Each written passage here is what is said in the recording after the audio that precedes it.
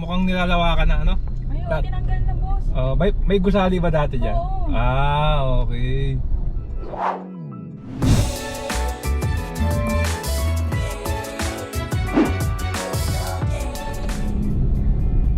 Okay, magandang araw mga kababayan, no? Dito po tayo ngayon sa Amadeo, Cavite. Diretso po nito Tagaytay mga kababayan. Kakaanan na po tayo rito. Ito po yung Alfonso Tagaytay bypass road mga kababayan, no? So malaking bagay nga po to, lalo na sa mga kababayan natin na hindi naman masyadong pupunta dyan, no? Yung naghahanap ng magandang view ng Tagaytay. At talaga po may iwasan nyo na yung traffic pag dito kayo dumaan. Babalikan po natin mga kababayan yung bahay po na nakaharang, no? Doon po banda sa parte po ng Tagaytay pala yung kala ko Mendez. So thank you very much po sa mga nag-correct sa akin. So check natin mga kasama. So siyempre kung bago pa lang po kayo sa ating channel, ay inaanyayahan ko po kayong mag-like, mag-comment, and subscribe. Hit yung notification bell para updated po kayo pag may bago tayong video. So tumpok po nito ay pag naayos na po yung mga tulay dito, no? So kadalasan po yung problema rito yung mga tulay. Marami po kasi rito mga bangin. Kailangan po ma-extend sila or ma-connect via tulay. So yun po yung medyo nagpapatagal para matapos na to, no? Umabot na ng Alfonso, Cavite. Hindi na po kayo dadaan sa Tagaytay na kadalasan po, lalo na pag peak season at weekdays, holidays, weekends, sobrang traffic. Ito po tumbok po nito, no, yung pupuntahan nating bahay na may nakaharang. So ito na po yung part na ito, mukhang kailangan nating lumabas para po umabot tayo ron sa bahay. Ginagawa pa rin, no? So labas tayo mga kababayan. May dragon fruit pa yan. So balik tayo mga kababayan pag doon na po tayo sa Mendez. Tama, Mendez.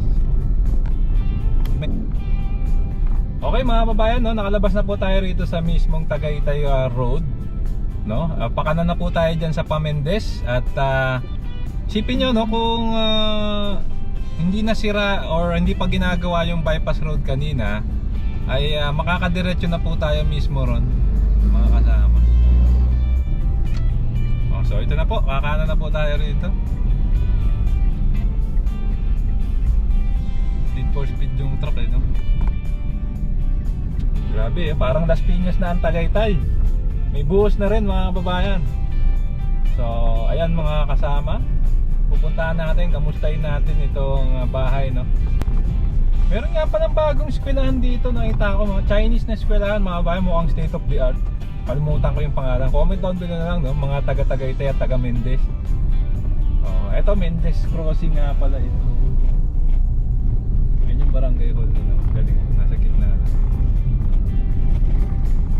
So kamustahin natin, no? Ano kayang development? Yung huli po nating punta, mga kasama, no? Base po rin sa nakausap natin off-cam,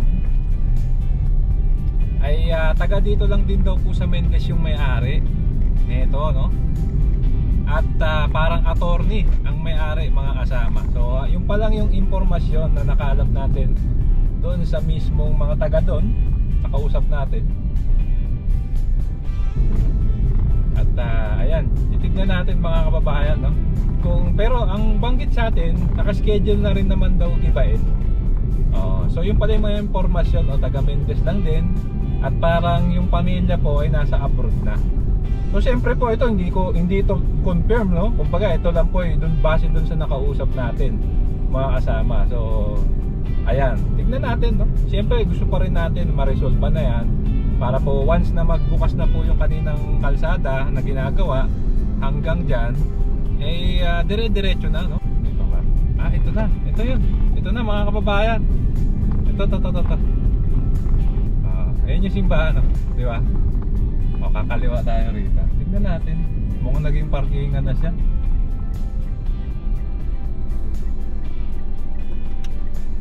Wala na. Nandun pa rin. Nakaangat. Umaano kasi. So ito pa rin yung bahay. Hindi pa rin siya natatanggal. Nandito pa rin mga kababayan. Pero pansin ko dati hindi magulo rito, no? Parang ang linis-linis dito, parang naging busy sila. Oo, parang nire-ready na rin nila na ano, na gibayin. Ito na po mga kababayan yung bahay. Nandiyan pa rin, oh. Tignan nyo, ang ganda, oh. Pero yun nga lang talaga, napag-iwanan na siya ng panahon. Ayan, oh. Ayan to mga kababayan yung bahay. So standby lang tayo rito. Tignan natin siya.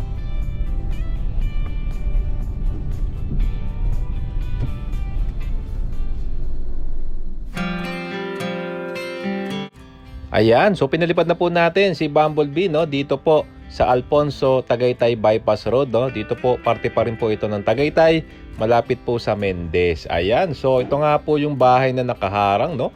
At binalikan natin siya muli mga kasama. At ito nga po yung pangatlong balik natin. Mukhang talaga namang dumarating na dito yung mga heavy equipment mga kasama. At yun nga po, no, yan po yung mismong bahay. Mga kasama, makikita nyo ang ganda ng bahay na to, no. Yan, no, upon close up, tingnan nyo yung bubong niya, yung pagkakagawa, may garahe. Talaga lang pong nagkaroon siguro ng right of way, no. So kung base po rin sa mga nakalap nating impormasyon, kung yun po ay confirmed, no, ay mga kababayan, naasahan natin within this coming months ay mareresolve na, no, matatanggal na itong bahay at talaga namang maitutuloy na yung mismong ginagawang bypass road dito.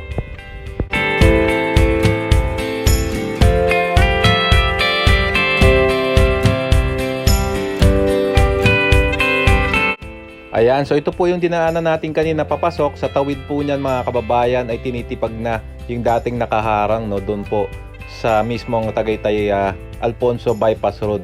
Pero yun nga po, no, kung yun nga matutuloy na po yung pag-uusap ay talaga namang siguro ay makukumpleto na, no, or matatanggal na itong bahay na nakaharang na ito. So ito po, no, mga kababayan, bilang dagdag update na rin po ay tag dito pupuntahan po natin itong mismong dugtong, no, na itong bypass road. Ito po yung diretso na ng Alfonso. Pero yun nga, dahil nga po marami pong mga bangin dito, kailangan pong lagyan ng mga tulay yung iba pong madadaanan. So ito po yung ating update. Dito po, hanggang dito pa lang yung nasisemento nila, oh. Mga kasama, nandiyan pa po yung ating backhoe.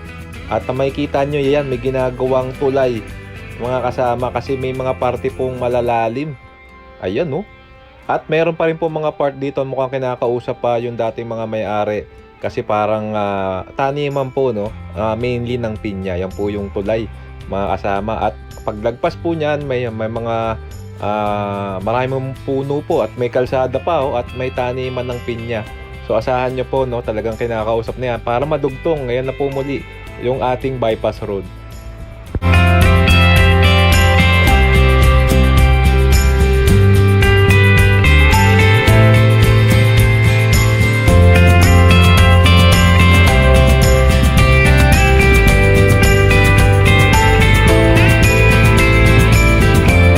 Ayan, so pabalik na po tayo, no. So nakikita nyo po yung iba pa pong part netong bypass road na ito na kailangan pang kausapin para maituloy na, no. Ito pong mga right of way issue. Ito nga pong tulay, no, mga kasama. Pabalik na po tayo dun sa nakaharang na bahay. At sa base po sa nakikita natin, mukhang hindi pa po ito matatapos within the end of the year. So talagang susubaybayan po natin to, no. Ito pong project na ito kasi po napakahalaga nito. Talaga namang kailangan natin para hindi na po tayo dumaan dyan sa mismong main Tagaytay Road. Napaka-traffic at daanan din po ng mga bus dyan, no.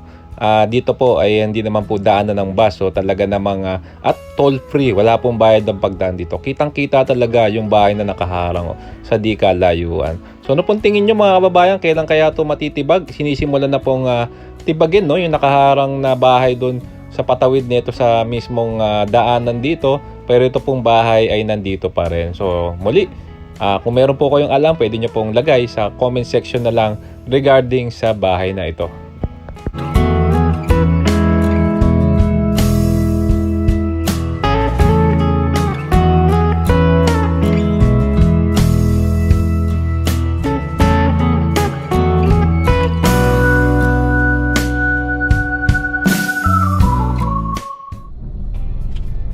Alright mga kababayan, at nakapag-drone na tayo, kitang-kita natin, no. Pero yung huling punta natin dito mga kababayan, hindi pa masyadong busy. Ngayon mukhang nagre-ready na silang baka gigibay na nila to, no? Wala lang tayong may interview at sobrang init mga babayan, pero eto, dahil walang labasan dyan, ito muli yung bahay na nakaharang dito sa mismong Alfonso Tagaytay Bypass Road. Mga kasama, sayang yung bahay, oh. Sa totoo lang, ang ganda po ng bahay mga kababayan. Ang naging papel niya na lang ngayon ay talian siya ng mga kambing. Ayan po yung bahay, oh. Tingnan nyo. Actually, pwede pang ang tirhan eh. Sa sobrang ganda pa po ng bahay na ito, pwede pang tirhan to. Oo. Yun nga lang, delikado na. Isipin nyo pag may sasakyan dyan, no, na mabilis.